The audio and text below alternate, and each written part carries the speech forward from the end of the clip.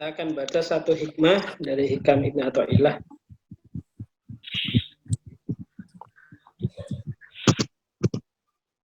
Bismillahirrahmanirrahim. Alhamdulillahirabbil alamin.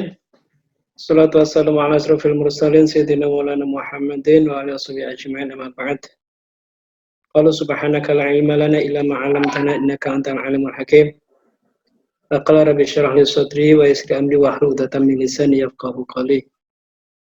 Amma ba'd. Qala al-alim al-fadil ad-daqiq al-muhaqqiq sahib hadzal kitab Syekh Ibnu Athaillah As-Sakandari, Syekh Ahmad bin Muhammad bin Al-Fas Syekh Zaruf rahimahumullah anhuma wa anna wa zadana Allah bi khairin ulum wa nafa'ana bi ulumihi fid dunya wal akhirati. Amin. Man athbata li nafsihi tawaddu'an fa huwa al-mutakabbiru haqqan. Idh laysa at-tawaddu'u ila an rif'atin. Famata athbata li nafsika tawaddu'an fa anta al-mutakabbir. Jadi Ibnu Athaillah mengatakan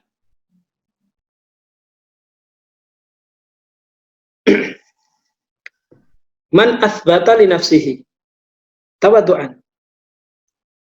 Orang yang menetapkan dirinya tawaddu',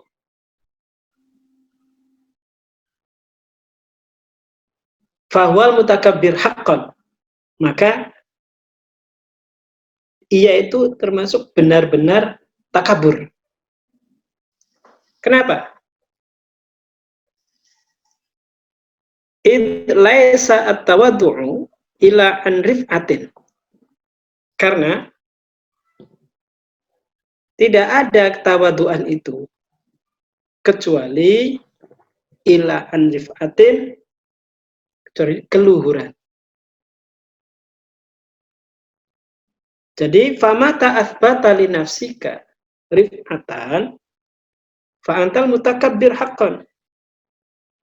Jadi bila kamu menetapkan pada dirimu rif'atan, aku tawadhu, fa antal mutakabbir haqqan, maka kami termasuk orang yang takabur. Nah, jadi tawadhu tuh nggak usah diakui, udah. Ya, tawadhu itu ya bukan pengakuan. Tawadhu tuh realitasnya, keberadaannya, eksistensinya tawadhu. Rendah itu di hadapan Allah Subhanahu wa taala. Apa sih maknanya tawadhu di situ? Qultu, kata Syekh Zaruf menafsirkan, mensyarahki, lafdut tawadhu'i yaqtadi thubuta manzilatin. Lafad atau kata tawadhu itu mengandung arti bahwa seseorang itu berada di kedudukan yang tinggi, sehingga ia merasakan dirinya perlu merendah atau perlu menurunkan dirinya. Nah, di sini. Jadi tawadhu itu ketika ngaku tawadhu, nanti dia merasa dirinya sudah ada di atas, kemudian harus menurun, harus tunduk, harus merendah. Bukan seperti itu.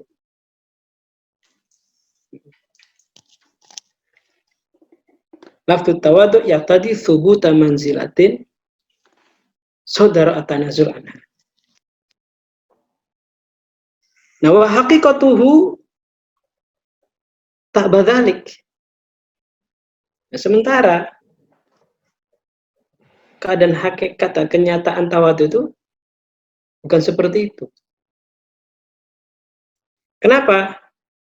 Karenanya siapa saja yang mengaku sebagai orang yang tawadhu berarti dia merasa dirinya berada di kedudukan tinggi. Nah, sikap itu bukanlah tawadhu hakiki. Wa haqiqatuhu ta'badzalik. Bukan seperti itu.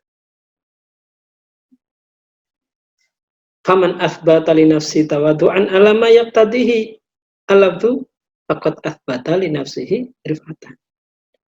Jadi kalau orang mengucapkan saya sih tawadu, saya rendah diri, berarti otomatis dia lagi mengakui bahwa dirinya ada di posisi yang tertinggi, ada posisi di atas. Sehingga ketika dia mengucapkan, itulah saatnya dia merasa harus turun. Wa dzalika manafin li haqiqatihi. Jadi itu bukan sifat tawaduk yang hakiki. Di sini Ibnu Athaillah menjelaskan permasalahan ini dan kemudian dia menjelaskan keadaan orang yang benar-benar tawaduk. Siapa sih? Waqad saqa al-mu'allifu ba'da dzalika mu'allilan bi'illatihi mausulan bin natijatihi. Tsumma dzakara sya'nal mutawaddi al-haqiqi lita'arifa minhu haqiqat tawaddu al-maqsud bil ma'na. Sebenarnya seperti apa sih tawadhu sesungguhnya? Ibnu Athaillah melanjutkan laisa al-mutawaddi'u alladzi idza tawaddu'a ra'a annahu faqa ma sana'a. Laisa al-mutawaddi' bukanlah orang yang tawadhu alladzi idza tawaddu'a ra'a annahu faqa ma sana'a, yang memandang dirinya lebih tinggi dari apa yang telah dia perbuat. Itu bukan tawadhu. Terus wa innama al-mutawaddi' alladzi idza tawaddu'a ra'a annahu duna masana. Orang yang bertawadhu itu adalah orang yang melihat dirinya lebih rendah dari apa yang telah dia perbuat.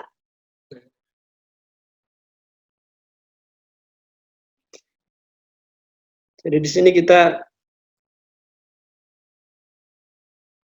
harus bisa melihat diri kita sendiri dengan apa yang kita ucapkan, apa yang kita akui terkait dengan kerendahan kita yang sesungguhnya di hadapan Allah seperti apa. Jadi tawadhu itu merupakan satu kesadaran terkait dengan eksistensinya. Kesadaran eksistensial ketika dihubungkan dengan Allah Subhanahu wa taala. Bukan pengakuannya. Makanya kita di sini nggak bisa untuk menilai orang lain. Wah, dia sombong. Nggak tahu. Kita tidak tahu apa yang dia ucapkan.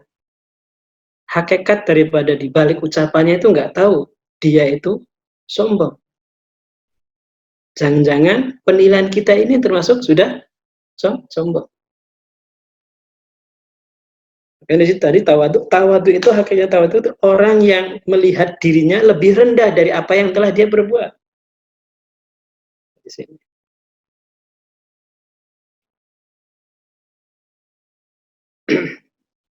Kultu. Sarahnya Syekh Jaruk, fatawatu idzan. Kalau demikian tawadhu seperti apa? Allah taroli nafsika qadron. Jadi tawadhu itu kita jangan menganggap diri kita itu memiliki kekuatan atau memiliki kekuasaan. Qadron. Bahwa apa atau segala apapun yang ada pada diri kita sesungguhnya adalah milik Allah. Itu tawadhu. Wa anna kullama wadu'taha fihi min anwa'id dillah ya mustahiqatun limatuna. Lima hiya mausumatun bihi minan naqsi taksilan wa tafsilan. Seluruh yang melekat dan yang ada di sisi kita hanyalah sesuatu yang hina dan bakal musnah. Nah, orang yang tawadhu itu menyadari semuanya itu. Yang ada kualitas yang dimiliki, kekuasaan yang ada, kekuatan yang ada, itu ya nggak ada apa-apa. Nanti akan hilang semuanya. Wa anna kullama wadu'taha fihi min anwa'i dhillah, macam-macam. Kehinaan, kerendahan. itu mustahiqatun limadune, lebih rendah. Lima hiya masumatun bihi minan naqsi tafsilan. Asyibli mengatakan, waqad qala Asyibli radhiyallahu anhu, man ra'a li nafsihi qimatan falaysa lahu min tawaddu' nasibun. Barang siapa yang melihat pada dirinya, man ra'a li nafsihi qimatan, siapa melihat pada dirinya ada satu nilai, ada harga,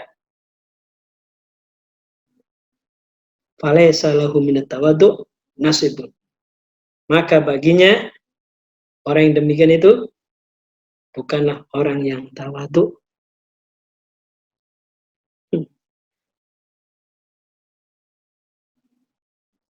Wa qala Abu Sulaiman Ad-Darani radhiyallahu anhu, la yatawadhu al-'abdu hatta ya'rifa nafsahu.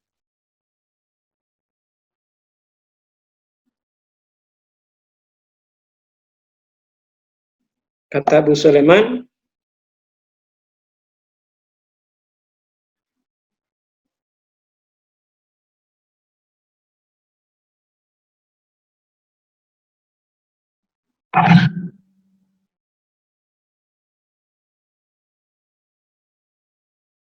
seorang hamba itu tidak dikatakan bertawadhu sehingga dia mengenali dirinya.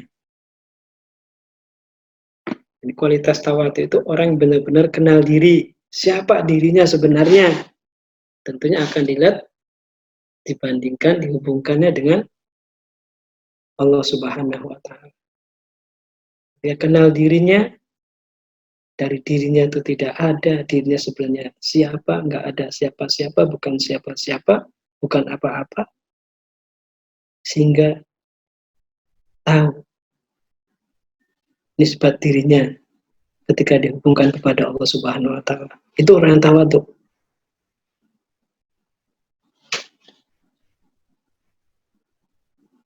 Wa qala Abu Yazid radhiyallahu anhu, sekarang Abu Yazid berkata, madama al-'abdu yanzuru anna fil khalqi man huwa syarrun minhu fa huwa mutakabbir. Kata Abu Yazid, selama orang atau seorang hamba itu melihat bahwa di antara makhluk ada yang lebih buruk dan lebih hina dari dirinya, maka dia termasuk sudah orang yang berperilaku sombong. Jadi jangan pernah kita menganggap ada orang yang lebih rendah dari diri kita. Gitu. Madamal 'abdu yang duru anna fil khalqi, selagi seorang hamba itu memandang pada di antara makhluk ada yang lebih buruk, lebih jelek, lebih hina darinya, maka orang demikian adalah termasuk orang yang takabur. Ila famata yakun mutawaddi'an faqala idza lam yara li nafsihi halan wala maqaman. Lalu bagaimana orang terus bisa dikatakan tawadhu itu? Seperti apa? Yazid mengatakan, ketika ia melihat bahwa dirinya tidak layak mendapatkan ahwal, hal, kondisi, maupun makom. Jadi orang yang tawadhu itu merasa ada nggak punya apa-apa, kondisi nggak punya, dia nggak bisa nggak melihat. Madama al-'abdu yanzuru anna fil khalqi min man huwa syarrun minhu fa huwa mutakabbir.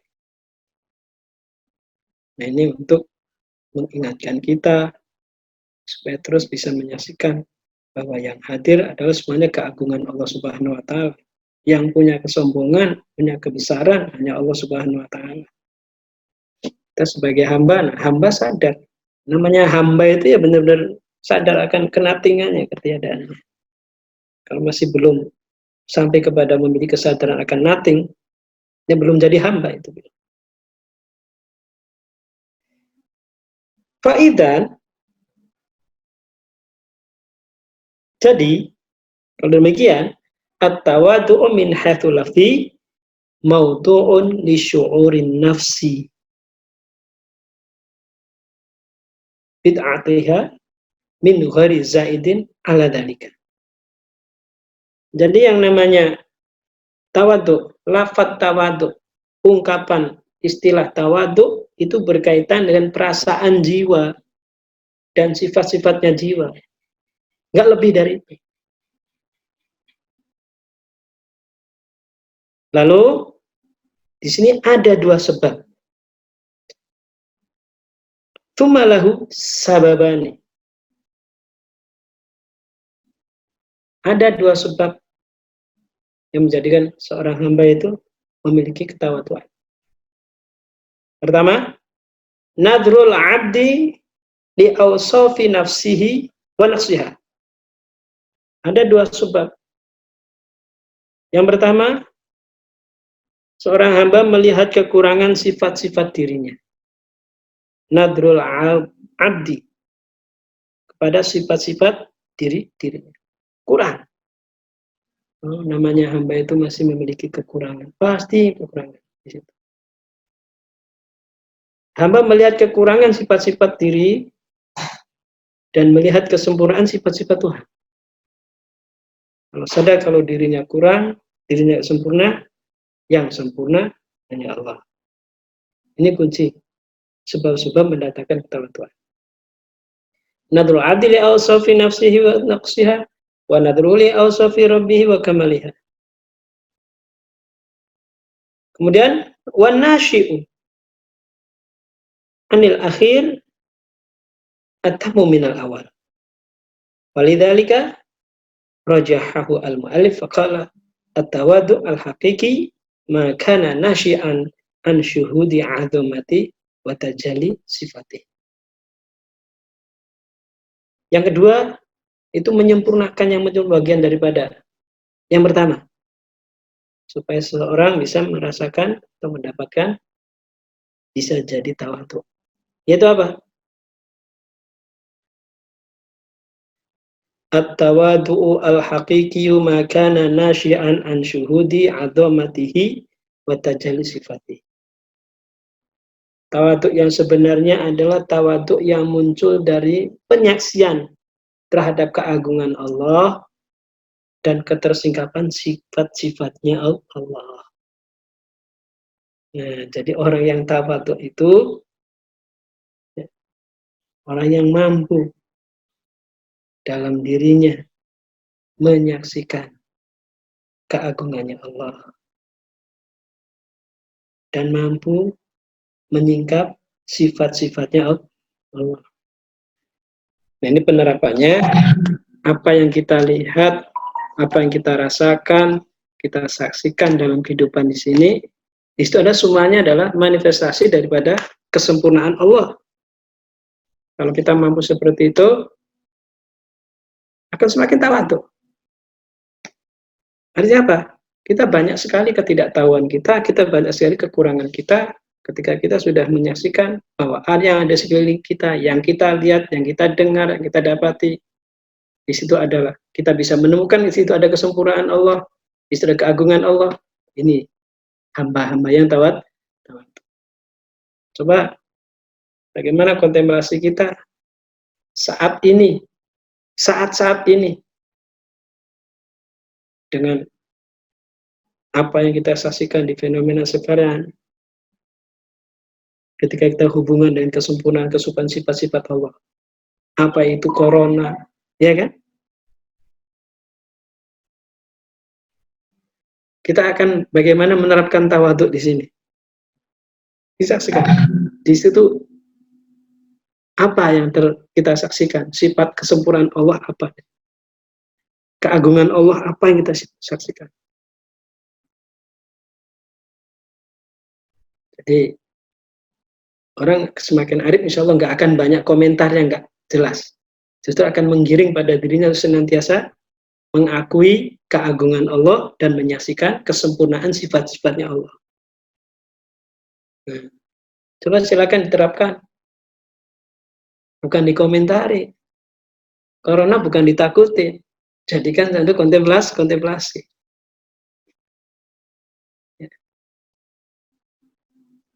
Ketika orang menggerakkan kita untuk diam, jangan dilihat sisi orangnya. Kita lihat di situ ada keagungan Allah, di situ ada kesempurnaan sifat Allah gitu. Sehingga nanti komentarnya juga prasangkanya baik. Tapi kalau kita mengaku nggak seperti itu, husnudon, apa suudon nantinya. Orang yang tawadhu insya Allah akan banyak husnudonnya. Berbeda dengan orang takabur. Ucapan-ucapannya, pernyataan-pernyataannya, itu akan jauh daripada kesadaran bersama kesempurnaan. Akhirnya tidak bisa menyaksikan penyingkapan kesempurnaan sifatnya Allah dan tidak bisa menyaksikan keagungannya Allah. Kata Ibnu Athaillah di sini, tawadhu yang hakiki adalah makana nasyi'an an syuhudi adamatihi wa tajalli sifatihi.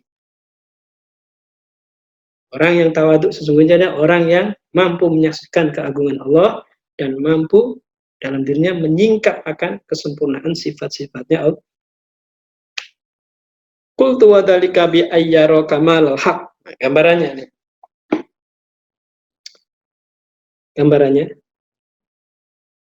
bi ayyara kamalal haq. Artinya bisa melihat kesempurnaan Allah al-haq. Apa? Wa anna kulla syai'in dunahu naqisun. Dan bahwa segala sesuatu yang selain Allah itu terbatas. Muhtaqirun, dan selalu butuh. Oleh karena itu, fayabni al-kulu fi jalalihi wa kibriyai wa azmatihi. Yang tadi saya katakan, maka nanti segala sesuatu akan fana, akan melebur dalam keagungannya, dalam kebesarannya, dan kemuliaannya. Itu orang tawadhu. Jadi seperti tetes air tadi. Orang tawadhu akan melebur ke lautan. Akan jadi samudra di sana. Yang disaksikan bukan tetesan itu sendiri, tapi sudah jadi samudra, sudah jadi lautan. Berbeda dengan orang takabur. Kalau takabur masih misah.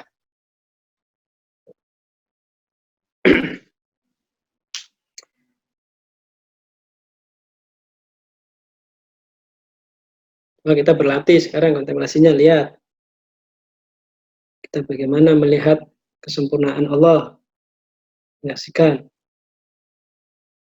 menyingkap kualitas sifat-sifat Allah yang hadir dalam kehidupan ini. Sebab segala perbuatan, segala kenyataan yang ada pada diri kita, dalam diri kita, di luar diri kita, semuanya adalah manifest, tajali daripada sifat-sifat Allah dan tajali kesempurnaan Allah. Jadi semua yang ada sebenarnya sudah sempurna. Nggak ada yang lebih sempurna lagi dari yang Allah tentukan. Gitu. Sudah sempurna semuanya.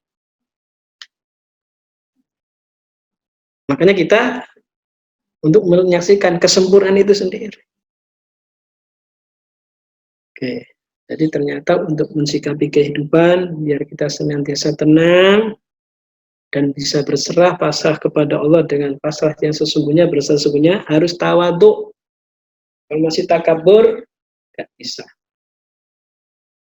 Waqad qala Dunnun al-Misri radhiyallahu anhu, man arada at-tawadhu'a falyuwajjih qalbahu ila 'azmatillahi ta'ala. Dunnun al-Misri mengatakan begini, barang siapa yang ingin bertawadhu, hadapkan hatinya kepada keagungan Allah. Falyuwajjih qalbahu ila 'azmatillahi ta'ala. Kenapa? Lanjutnya, fa innaha tadubu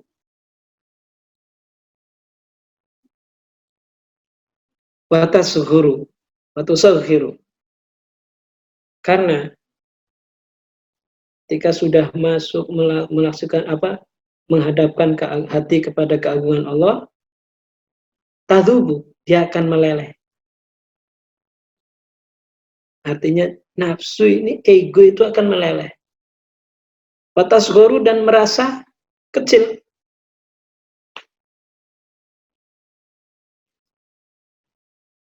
Ya kan?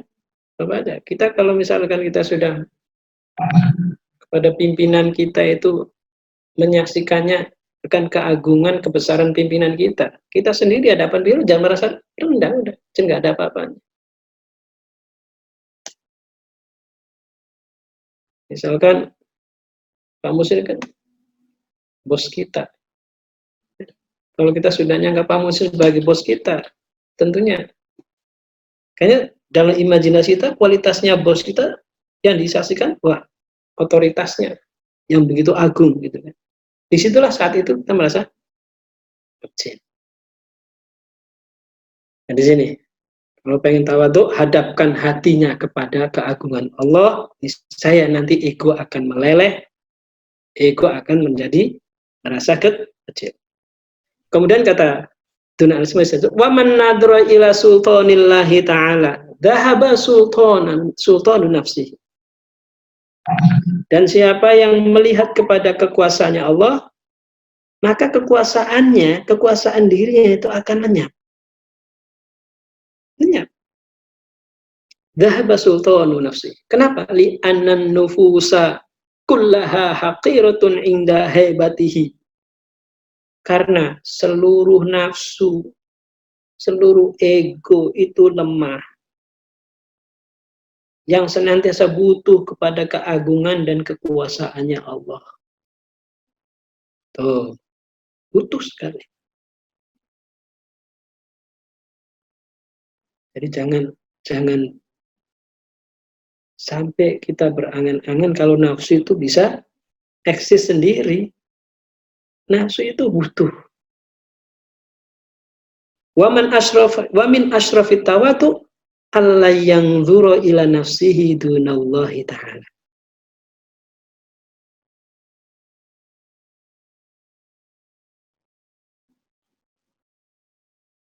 Siapa yang ingin tawadhu,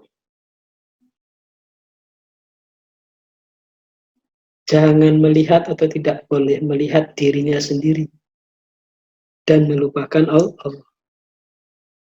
La yanzura ila nafsihi dunallahi ta'ala. Kalau tawadhu yang dilihat Allah, jangan dirinya. Ketika kita menaksikan kita memiliki kekuasaan, punya otoritas, punya harta, punya kedudukan, jangan lihat kedudukan kita ini. Yang dilihat siapa yang berikan kedudukan. Itu punya siapa kedudukan. Itu punya siapa otoritas. Sifatnya apa itu otoritas? Oh, amanat, kepercayaan. Dari siapa?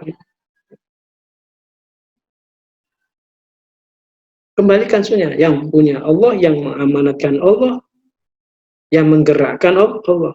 Jadi ya nafsu nanti lebur sini. Faqad qala fi awarifil ma'arif, di dalam kitab Awarifil Ma'arif Surawardi, i'lam annal 'abda la yablughu haqiqata tawaddu' illa inda lum'ani nuril musyahada fi qalbihi. Dalam Awarifil Ma'arif mengatakan, sesungguhnya seorang hamba itu tidak akan bisa mencapai pada hakikat tawadhu kecuali hatinya dipancari cahaya musyahadah. La yablughu haqiqatal tawadhu ila inda lum'ani nuril musyahadah. Memancar itu cahaya musyahadah di dalam hatinya. Nah, kita renungkannya seperti itu. Kalau dalam diri kita sudah muncul kesadaran tawadhu seperti ini, menyaksikan keagungan Allah, menyaksikan kesempurnaan sifat-sifat Allah terhadap apa yang terjadi dalam diri kita, yang mengalir dalam diri kita, berarti sadar. Ada cahaya musyahadah yang sudah mengalir dalam hati kita. Syukurin itu. Nah, yang seperti itu yang akan menjadikan hatinya senantiasa akan mampu untuk menyaksikan Allah Subhanahu wa ta'ala. Nah, kalau sudah seperti itu, fa'inda dzalika tahdhubun nafsu. Ketika sudah kondisi seperti itu, tahdhubun nafsu. Nafsu akan meleleh. Meleleh. Wa fi dhubaniha sifauha. Dalam melelehnya nafsu, ego tadi, Disitulah mulai kejernihannya akan menjadi berjernih, jadi bersih. Dari apa? Min ghasil kibari wal ujubi. Pada saat itu nafsu akan menjadi meleleh dan merendah. Nah, kerendahannya itu menjadi terletak pada kesuciannya dan kebesarannya. Dari noda kesombongan dan noda ujub. Amin. Nanti kaitannya dengan perannya dzikir itu ya supaya kita bisa dilelehkan itu jiwa kita. Orang semakin banyak dzikirnya, semakin banyak ingat Allah, berarti dia semakin banyak, semakin dekat dengan keagungannya Allah. Semakin banyak menyaksikan keagungan Allah, semakin banyak menyaksikan kesempurnaan sifat-sifatnya Allah. Tentunya disitulah orang akan menjadi tawadhu, akan semakin takabur. Makanya di sini kata Ibnu An-Nusri dikatakan dia terselamatkan, terbersihkan daripada kotoran atau kontaminasi takabur, kesombongan, dan ujub. Ujub merasa heran dengan dirinya, merasa melihat dirinya, itu ujub. Nah, ketika demikian fatalinu wa tataddu'u lil haqqi walil khalqi bimahwi athariha. Kalau sudah demikian, ya, nafsunya akan lembut dan bisa merendah di hadapan al-haq dan di hadapan makhluk. Jadi tawaduknya itu bukan pengakuannya, tapi eksistensinya itu benar-benar sudah meleleh di hadapan Allah. Sehingga karena kesadaran itulah, nggak perlu pengakuan secara lisan lagi, nggak perlu ngucapin lagi. Kesadaran yang hadir saat itu, itulah tawaduk. Dia merendah di hadapan Allah, dia merendah di hadapan makhluk. Karena Allah. Kita cium tangan bukan karena kita merasa punya tinggi kemudian kita. Enggak. Karena melihat ada keagungan Allah dan sebagainya. Oke. Fatalinu wa tataddu'u lil haqqi wa lil khalqi bimahwi athariha. Jadi rendah di hadapan al-haq. Seluruh gambaran-gambaran tadi dan jejak-jejak makhluk dihilangkan. Sehingga hamba itu menetap dengan tenang bersama Allah Subhanahu wa ta'ala. Udah, gambaran makhluknya enggak ada. Yang hadir apa? Kualitas-kualitas Allah. Ini tawaduk. Jadi prinsip tawaduk para sufi melihatnya seperti itu.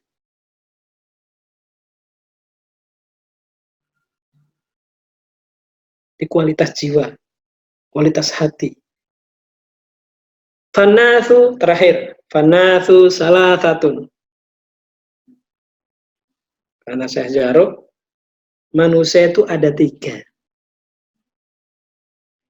Rajulun ra'a qabha fi'lihi falam yara li nafsihi qadran. Terbagi 3 manusia itu. Yang pertama, manusia atau satu kelompok orang yang melihat keburukan pekerjaannya, dia bisa melihat keburukan pekerjaannya sehingga dia hanya melihat keburukan dan kekurangan pada dirinya.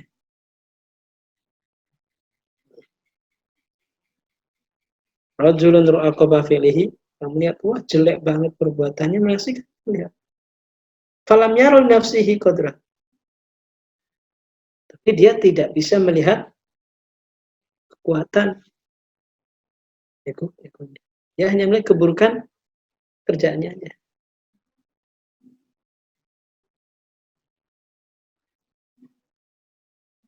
Yang kedua, warajulun syahida qabiha wasfihi falam yashhad li nafsihi nisbatan. Kelompok orang yang menyaksikan keburukan sifatnya sehingga tidak melihat hubungan apapun pada dirinya. Yang kedua, hanya lihat sifatnya. Jadi yang pertama hanya lihat keburukan perbuatannya, nggak lihat diri. Yang kedua hanya melihat keburukan kualitas sifatnya, tidak bisa menyaksikan diri. Yang terakhir, yang ketiga, warajulun syahida uzmata rabbihi fanasiya kula syai'in bihi.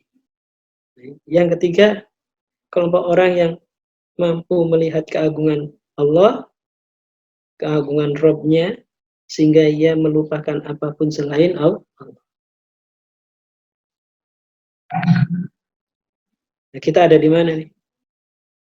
Apakah termasuk masih orang yang pertama yang mampu melihat sebatas melihat keburukan perbuatannya, belum mampu melihat kadar dirinya?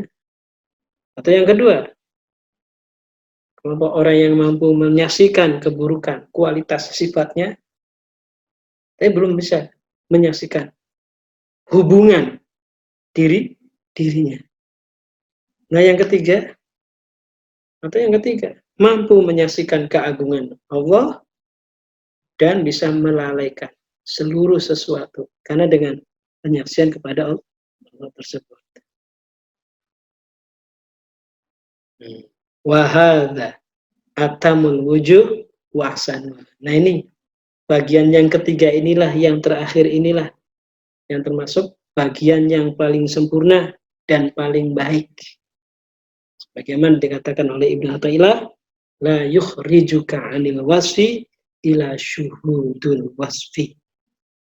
Hikmah yang berikutnya itu. La yukhrijuka 'anil wasfi ila syuhudul wasfi. Kamu tidak keluar dari sifat kecuali dengan penyaksian sifat. Kalau mau menghilangkan kualitas atau sifat-sifat sombong dalam diri kita, saksikan sifat-sifat keagungannya Allah. Nah, itu loh. Kita mau keluar dari satu sifat, lihat sifatnya Allah. Nah, makanya harus kenalin. Ini prinsip ini. Makanya para sufi menjadikan prinsip dalam dirinya, segala yang terjadi dalam kehidupan kita ini, yang berupa perbuatan, yang berupa sifat, benda, itu ada semuanya termanifest daripada sifat-sifat Allah. Itu dari sifat-sifat tersebutlah yang nanti akan bisa menyelamatkan kita. Makanya kita tadi baca sifat-sifat Asmaul Husna, nama-nama Allah itu bagian daripada sifat. Oke, kembali ke jalal dan jamalnya Allah. Sifat keagungan dan sifat keindahan Allah. Ini bersama. Corona datang, wah sebagai apa? Ya kan? Jalal atau Jamal, gitu. Penguasa Jalal atau Jamal, gitu. Penting. Itulah pendekatan-pendekatan para sufi, bagaimana caranya kita mensikapi diri kita, sehingga kita bisa berperan dalam kehidupannya, baik di lingkungannya dan untuk seluruh umat. Al-Fatihah.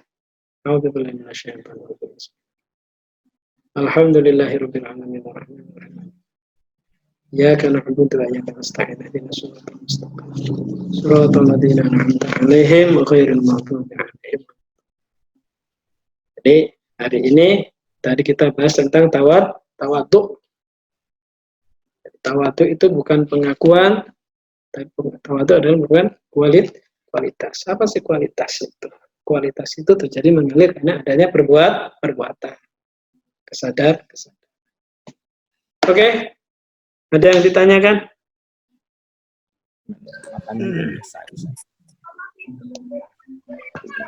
Alang makan mulu dalam. Gitu ini kenapa? Alang makan sistik. Ada yang mau tanya nggak nih?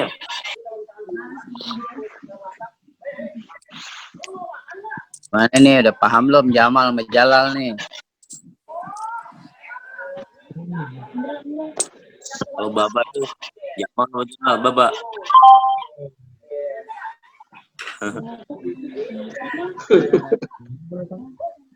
Ayo, Jamal sama Kalau Bapak Jamal. tawadu, tawa sambil duduk. Saya susah nih, saya tinggi banget. Mau merendah repot nih, jatuh nih, gak usah bangun. Mau tanya boleh? Boleh, silakan. Tanya. Langsung aja.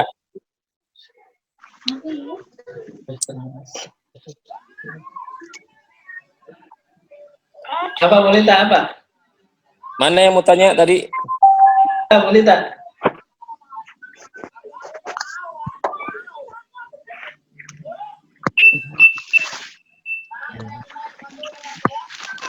Silakan Molita. Iya Pak Ustadz. Assalamualaikum, halo. Waalaikumsalam warahmatullahi wabarakatuh. Assalamualaikum warahmatullahi wabarakatuh.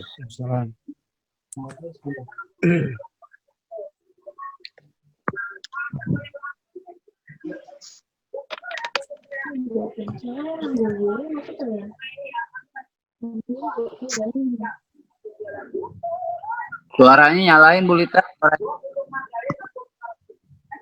Sekarang udah kedengeran ya? Iya. Iya. Udah. Pak Ustadz, Suara saya kedengeran nggak?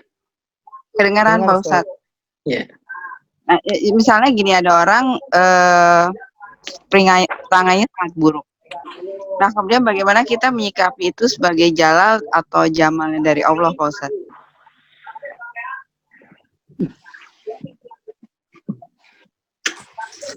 Ini yang jangan tengok.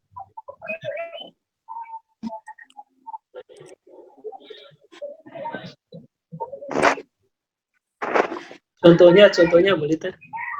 Misalnya orang marah-marah atau melakukan pembunuhan atau marah-marah lah, misalnya karena dia sangat egonya sangat tinggi gitu ya, marah misalnya gitu, kasar misalnya ya. Nah, ketika kita menghadapi orang yang demikian, itu kita bagaimana untuk mengkontemplasikan agar kita memahami bahwa itu adalah merupakan salah satu sifat jamal atau jalalnya dari Allah. Oke. Tadi kan yang terakhir itu la yukhrijuka anil wasfi ila syuhudil wasfi. Jadi untuk mengeluarkan satu kondisi, satu sifat dari dalam diri kita, itu harus dengan sifat lagi. Jadi kita harus mengenali kualitas apa yang berhubungan, yang membandingi sifat tersebut. Dalam arti kualitas sifatnya Allah juga. Kita ngelihatnya begini.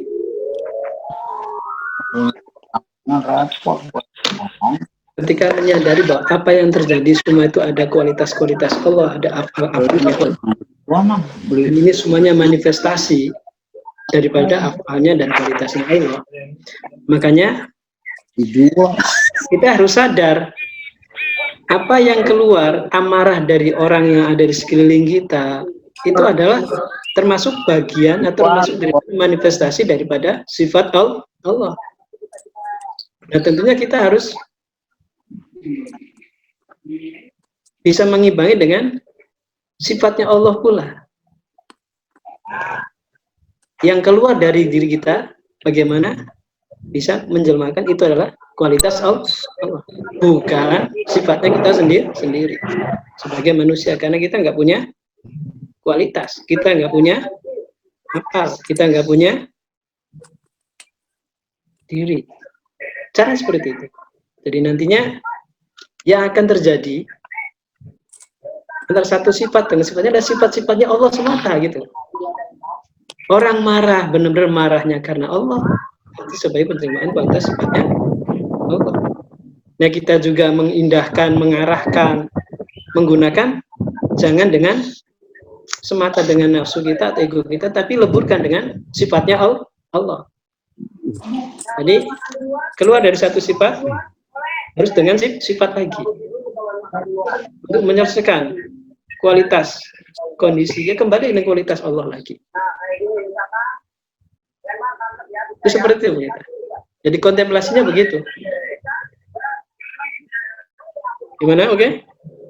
Iya Pak Ustadz, jelas. Terima kasih Pak Ustadz. Ada lagi? Nah, nanti yang begitu namanya itu kesadaran. Ya. Kesadaran.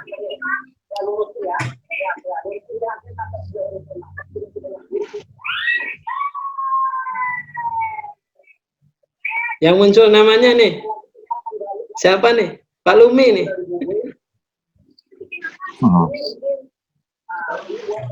Lumi muncul nama doang. Orangnya kemana?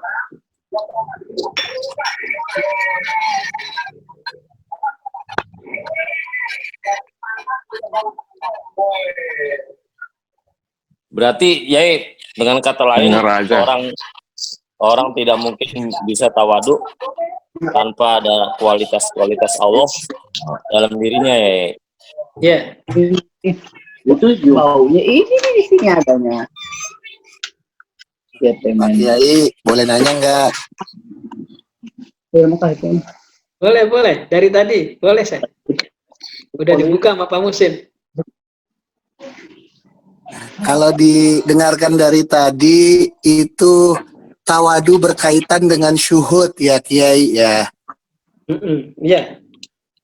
Ya, saya Sekarang bagaimana melatih syuhud kita dengan adab Naqsyabandi, Yai, dari tahap pemula, menengah sampai akhir, supaya teman-teman pada pinter, pada sukses.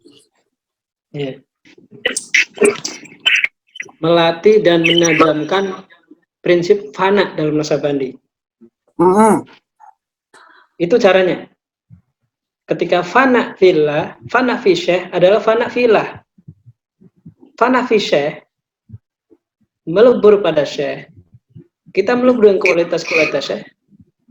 Jangan melihat syekh sebagaimana physically atau diri sebagai fisik saja. Tapi di situ kita biar bisa melebur fana, yang hadir pada syekh kita, yang hadir pada mursyid adalah ada kualitas-kualitas Allah yang dari situ yang akan membawa, mendekatkan kita untuk bisa meleburkan diri kita, kualitas hamba ini dengan wasilah pintu masyayikh yang sebagai manifestasi tajalli dari sifat-sifat Allah. Itu saya. Makanya tawaduk tuh di situ. Kenapa prinsipnya dari Naqsyabandi? Berserah, nurut apa kata syekh dari awal kan? Seperti itu. Itu sebenarnya merupakan satu langkah dan cara. Cuma pendekatannya seperti tadi saya sampaikan itu. Kalau teorinya tadi dibacakan, kenapa kita harus ngikutin perintah-perintah syekh, gitu kan? Kenapa kita ngikutin adab-adab dari syekh? Nah, teorinya tadi, seperti kita sudah mendekati dengan kualitas-kualitas. Nah, ego kita, nafsu kita di situ dilenturkan, dileburkan, dilelehkan supaya melebur dengan syekh kita. Apa yang ada dalam syekh kita sebagai gerbang kita untuk bisa melebur pada kualitas-kualitas hal tersebut. Makanya dari mulai zikirnya, adab hariannya, sebagaimana yang diajarkan oleh guru-guru kita di situ, niatnya itu bagian dari cara kita bagaimana bisa melebur pada kualitas-kualitas atau sifat-sifat tersebut. Oke, Saiman.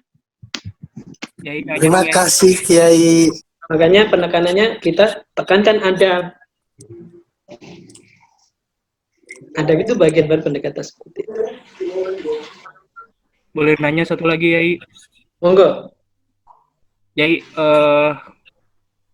jujur saya agak bingung dengan materi ini tadi karena ya mungkin otak saya belum nyampe juga. Cuman yang jadi pertanyaan, kalau kondisi real di kerjaan sama saya kan memang kan tawadu tadi kalau nggak salah dengar konsepnya adalah merendahkan diri.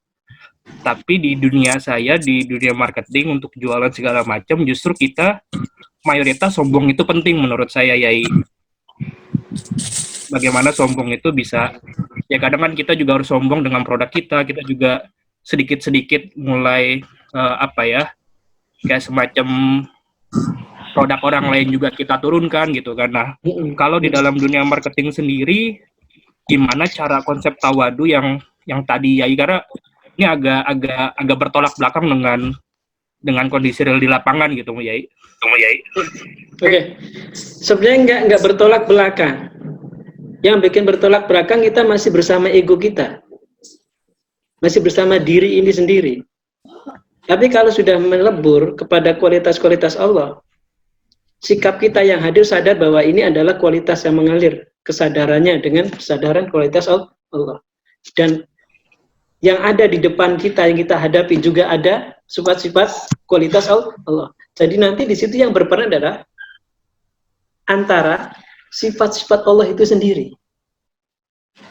Makanya ketika tawaduk melebur, kita nggak bawa diri, udah nggak. Jadi kesimpulannya, pada saat itulah kita kontemplasi hadir bahwa yang berperan adalah ini adalah penjelmaan daripada kualitas Allah.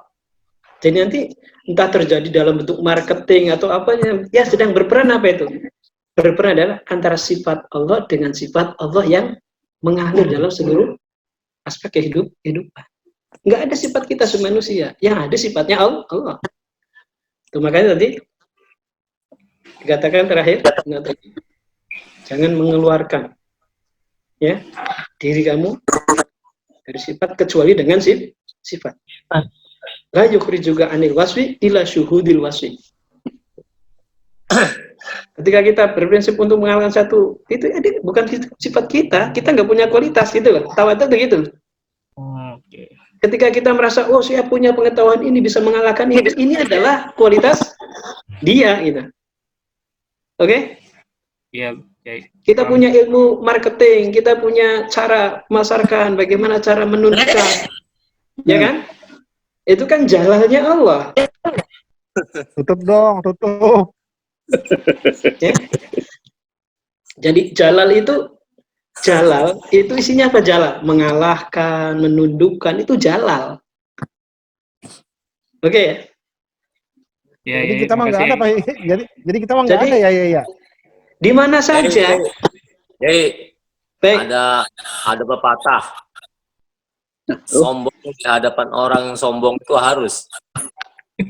Gimana ya? Iya. Makanya sombongnya jangan pakai sombongnya diri, bawa kesombongannya Allah. Wah, benar tuh. Pusingnya. Kenapa? Sebab yang punya kesombong hanya berarti Kiai kesimpulannya kita harus bersikap dengan foto-foto Allah gitu ya. Iya, semuanya itu adalah dengan kualitas Allah. Ya. Itu maknanya penerapannya dzikir. Dzikir dalam kontemplasi pikiran kita, dzikir yang terjelma dalam perbuatan kita, dzikir terjelma dalam kesadaran dalam kehidupan. Kan prinsipnya ketika kemarin kita bahas kan, prinsipnya dalam Nasyabandi apa? Pada zatnya Allah. Kan gitu.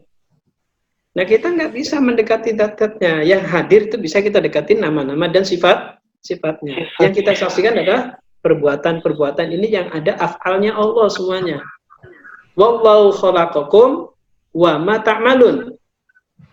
Allah yang mencipta kalian dan perbuatan kalian.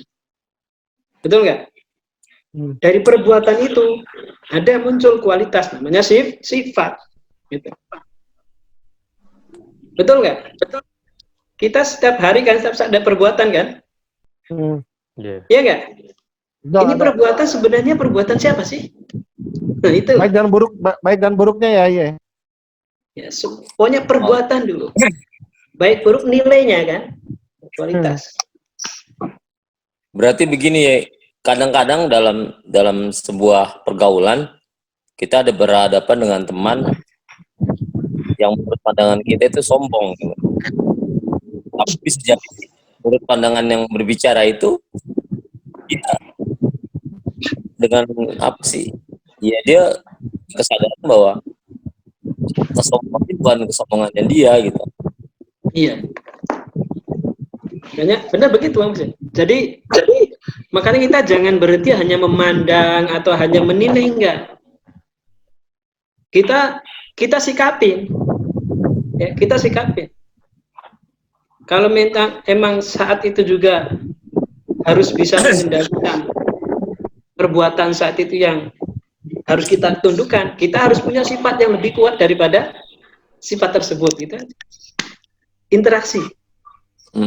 Kayak contohnya misalnya ada beberapa penceramah yang menurut pandangan kita itu terkesan sombong Ya. gitu. Tapi ternyata kalau seperti itu kita nggak perlu menilai, ya, nggak perlu menilai. Artinya itu adalah kita rasakan. Kalau emang itu kesombongan dan perlu ditundukkan, kita punya sikap sendiri yang lebih tinggi daripada sombongan itu. Itu caranya itu. Artinya nggak perlu untuk kita mengklaim ini adalah tawaduk, enggak. Kan interaksi aja. Realitas antara sifat dan sifatnya. Oke. Ya. Jadi santai aja, semuanya santai. Jadi flow ngalir kan? Ya enggak? Betul. Kehidupan itu semuanya ngalir. Kualitas di dia. Oh ya, dengar. Enggak stres kan gitu kan? Jangan ngelihat Chandra sombong. No, siapa yang bilang Chandra? Siapa tuh bawa si Chandra? Berarti kalau begitu Kiai, sesuai dengan penjelasan Kiai, berarti seperti dalam Quran, wa nafsi wa masaqwaha fa'alhamaha fujuraha wa taqwaha qad aflaha man zakkaha, ya. Iya, saya. Betul, saya mau Sependapat kalau kayak gitu.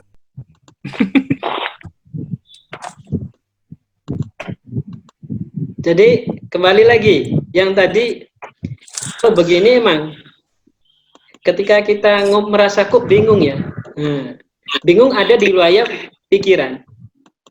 Ketika kita dipikirin bingung, tapi coba kita sikapin, kita jadikan kontemplasi, insya Allah akan nggak bingung. Ya, Disitulah yang nantinya Allah akan membuka ketersingkapan, akan membukakan kepada hati kita, akan membukakan kepada pikiran kita, akal kita.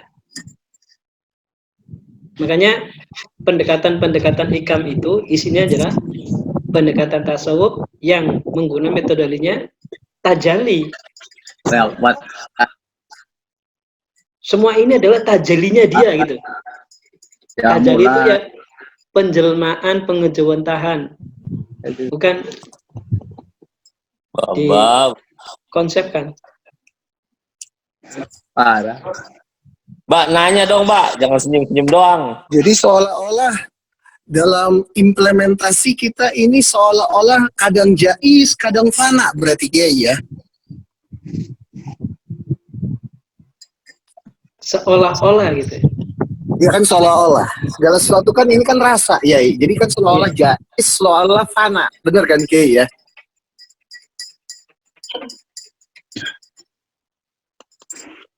Coba jelaskan jaiz panaknya, Syaimah. Saya juga. Saya nggak ngerti tuh. Ya, bahasa apa itu ya? Ini lagi nanya Kiai, ini lagi tafakur nih sembari dengerin Kiai. Coba Saya jaiz punya produk panaknya akbar ya. biar teman-teman juga dapat penjelasan. Ya karena kita kan tadi kalau dibahas dari pembahasan Kiai kan kadang kita ini tidak menyadari Kiai, kadang kita ini dalam posisi fana, kadang jais seolah-olah Kiai, gitu kan ya. Gitu loh. Sedangkan yang sudah masuk pada syuhud kesadaran 100% ini kan wa nafsi wa masaqwaha, Kiai. Kalau saya pahami gitu loh Kiai. Kalau secara menyeluruh hancur kan masa zat kita dihancurkan kan susah Kiai, bingung juga saya mikirnya Kiai. Bukan dihancurkan saya. Bukan dihancurkan. Diri ini adalah termasuk manifestasi daripada nama Allah Az-Zahir. Betul nggak? Bener, setuju. Nah, gitu. Az-Zahir. Nama Allah Az-Zahir selalu akan memaksakan untuk apa ya, dohir, tampil gitu. Jadi ini manifestasi nama ad-dohir, nama dia juga. Jadi ketika menyadari ad-dohirnya ini adalah sebagai manifestasi nama dia, udah. Nah di situ makanya banyak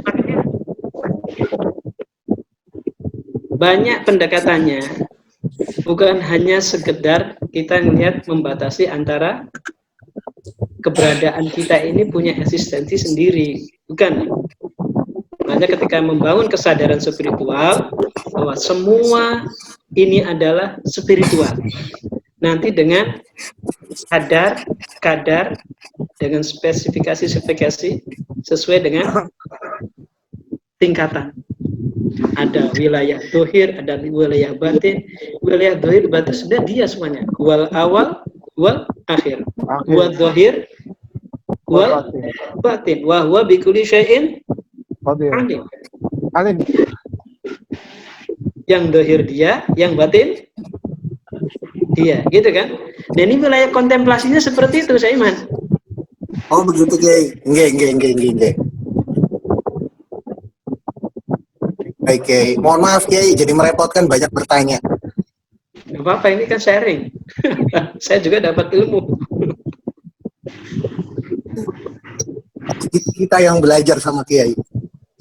Wal awalu wal akhiru wal dhahiru wal batinu wa huwa bikulli syai'in alim. Coba itu aurat yang situ setiap habis sholat itu suruh dibaca, itu kontemplasinya seperti itu. Ya kan? Jadi kita mengalir saja kalau begitu, Kiai ya. Nah, itu prinsip utama. Kehidupan itu adalah flow. Ngalir. Slow aja, slow. Yang mengalir siapa? Kan itu kan? Nah. Af'al, zat, af'al, sifat. Lagi kelewat. Terus Kiai penjelasannya. Nah, yang perlu dibangun gitu. Jadi kontemplasi kita secara knowledge, secara pengetahuan, kita mulai jangan hanya berhenti hasil kesimpulan pikiran akal saja. Sebab untuk menghadirkan penyaksian itu dengan hati, ada penyaksian dengan sir, ada penyaksian dengan khafi, ada penyaksian dengan akhfa. Nah, itu ada wilayah-wilayahnya. Nah, selama ini umumnya yang kita dapat wilayahnya di mana? Akal kan? Akal. Akal. Iya. Nah itu loh.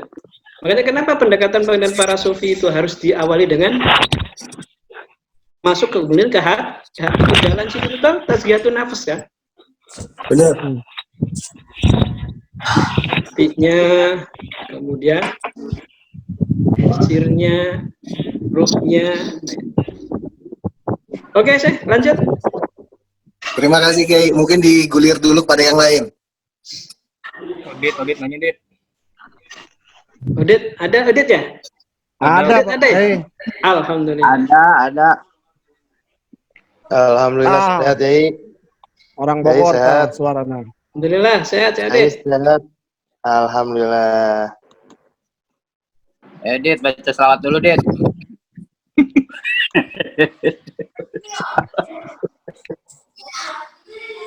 Saya suka nih, Kiai, yang ngalir gini, ngalir Nah, aja yuk. lah yang penting. Hadirlah, saling ketemu. Kalau emang harus begitu, ngalir, kontemplasi harus. Oh, Kiai. Ini Syekh Dayat, ada gambarnya aja nih Syekh Dayat. Lagi fana.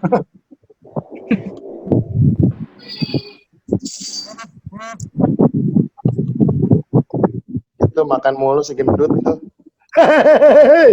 Syekh Asta pakai masker, Syekh Asta.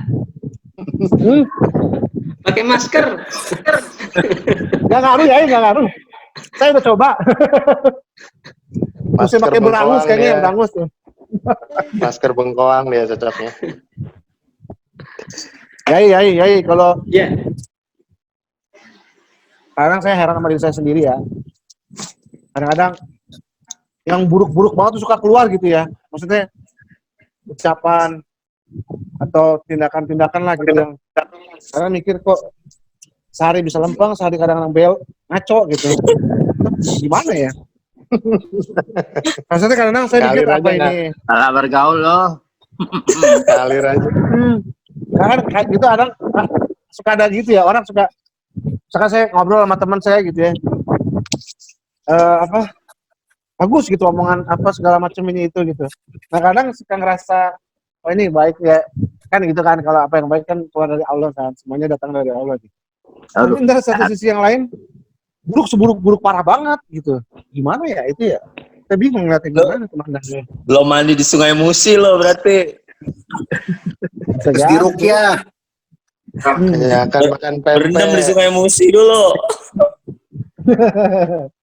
Nah, cabut dulu. Oke. Kaitannya dengan hal-hal yang bersifat fisik yang memunculkan ada penilaian. Muncul penilaian itu munculnya dualitas, benar, salah, baik, buruk, gitu kan? Positif, negatif, itu dari mana? Dari akal kita kan? Iya.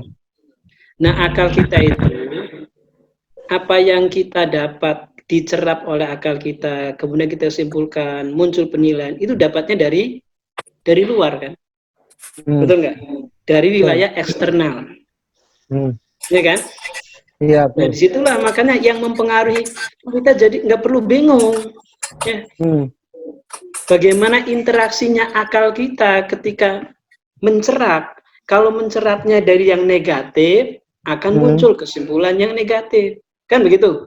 Positif, muncul kesimpulan yang positif. Dari kesimpulan inilah yang akhirnya akan menggerakkan kepada perbuatan fisik. Yang muncul ada nilai baik, nilai buruk, kan begitu? Iya. Ya kan? Nah, makanya ada pilihan, wilayah pilihan itu ada di wilayah akal. Oke? Makanya tinggal bagaimana kita mengkondisikan akal kita sebagai penguasa. Gitu. Jadi penentuan baik buruk pilihan kan akal kita ketika di wilayah eksternal. Kalau wilayah hakikatnya semuanya namanya akal perbuatan emang semua datangnya dari dia. Betul nggak?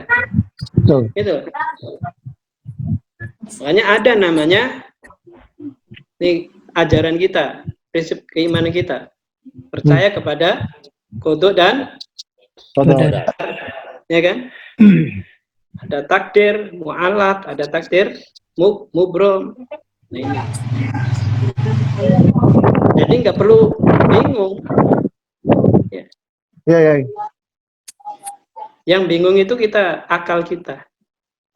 Makanya tinggal silakan kembalikan dengan cara merubah kita, mindset kita, berpikir kita. Keimanan selalu pasti mengajarkannya akan menyinari kepada kebenaran. Iman itu. Makanya ketika kita berpegangnya, akal itu dipegang dengan kendali iman, pasti benar. Pasti benar. Nggak salah. Gitu. Dan nggak bingung lagi. Karena ketika iman berperan, berarti hatinya kuat. Sirnya, ruhaninya kuat. Sehingga akan mampu mendominasi, memaksakan akal berpikirnya disinari dengan cahaya iman. Oke, saya. Jadi nanti gambarnya begini, kalau kok kita masih bingung, ini sebagai indikasi keimanan kita benarnya. Kok bingung? Indikasi keimanan yang mempengaruhi akal. Orang imannya kuat, akalnya harusnya kuat. Karena iman yang kuat ada dalam hati, mampu mengkondisikan akal. Inilah kondisi yang paling dinamis, yang paling stabil, dan paling harmonis. Iya, saya disebut-sebut terus. Makasih ya, makasih. Sama-sama. Alhamdulillah hujan nih di sini. Yai mau nanya lagi boleh? Boleh, Seman, boleh.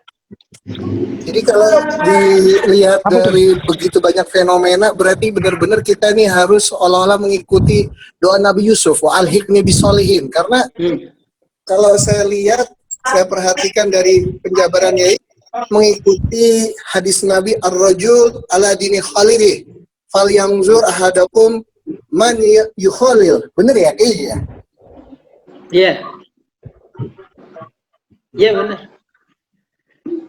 Jadi Terus kondisi kita ini kadang ke kiri, kadang ke kanan, tetapi kalau saya perhatikan dari dauh Kiai, yang bisa membuat kita ini stabil adalah teman di sebelah kita, Kiai. Setuju Kiai ya?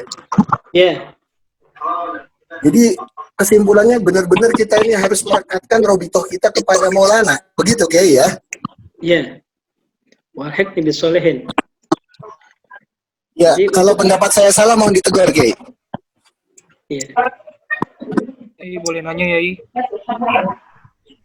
Silakan. Silakan. Saya nanya. Kok nggak muncul wajahnya ini?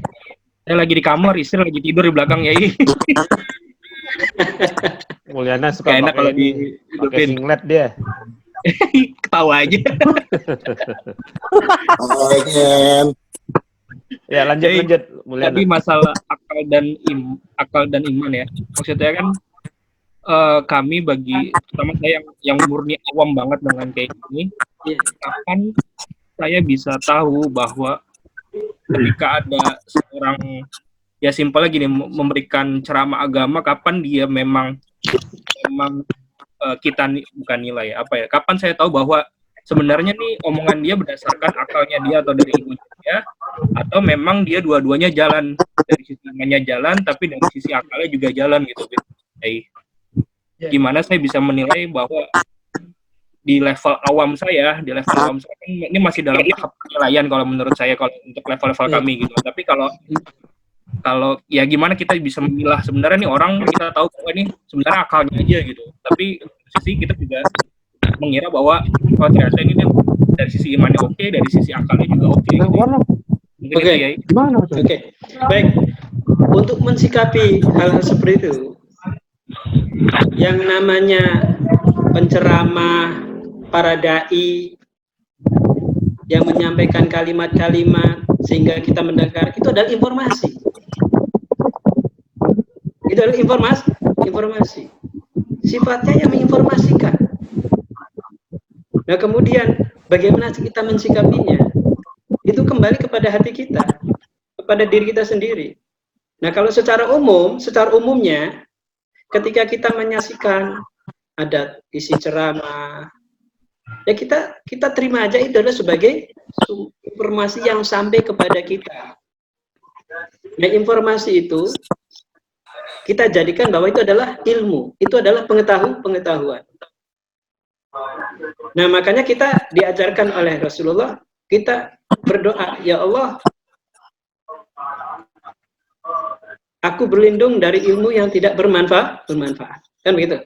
Allahumma inni a'udzubika min ilmin la yanfa. Berlindung. Maksudnya, ini cara kita mensikapi informasi, mensikapi pengetahuan, itu adalah sebagai sebatas informasi dan isinya kebenaran. Akan kembali, itu akan jadi manfaat atau tidak kepada diri kita. Atau jadi merusak, itu kembali kepada kondisi kita. Kalau kita kembali bahwa itu adalah informasi, ilmu itu datang dari Allah. Tentunya kita akan mensikapi dengan sikap-sikap yang mendekatkan kepada Allah. Akan jadi manfaat. Tapi kalau sebaliknya, kalau kita tidak bisa menjadi itu ada sebagai pengetahuan, atau kita terhalang dulu. Terhalangnya kenapa? Karena sudah punya anggapan, wah, dia jelek, dia buruk, dia nggak baik. Itu nggak akan jadi manfaat biasa seperti itu. Karena hatinya sudah nggak ada matching. Itu secara umum. Nah, seperti itu. Makanya kesimpulannya ya kita ketika mendengarkan nasihat ceramah, nggak perlu kita menilai. Dia menjaga.